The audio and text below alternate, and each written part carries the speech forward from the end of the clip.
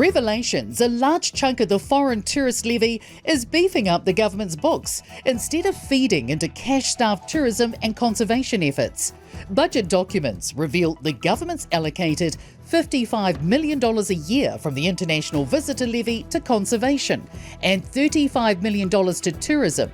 The levy's pot is estimated at more than $190 million a year. This means at least $100 million of this is flowing back to the government in a funding switch, swapping levy money for Crown spending. New Zealand's economy has almost certainly been shrinking again. Stats NZ is releasing GDP data for the June quarter at 10:45. GDP rose a bit in the December and March quarters as New Zealand turned a corner after last year's recession. Economists reckon it's dropped again in the June quarter between 0.3 and 0.5%, but we're likely to escape another technical recession with growth expected in the September quarter.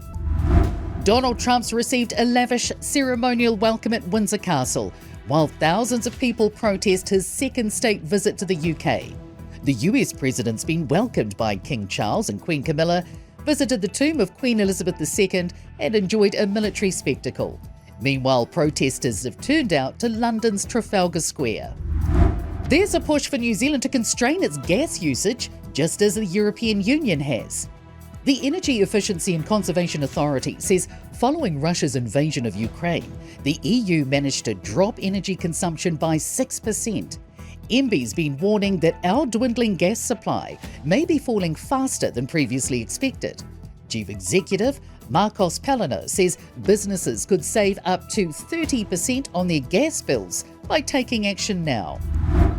Concern complacency is undermining the gender equality movement. A National Council of Women's survey finds 4 out of 5 New Zealanders believe gender equality is a fundamental right. However, it notes nearly half think it's already been achieved and no longer see sexism as a significant issue.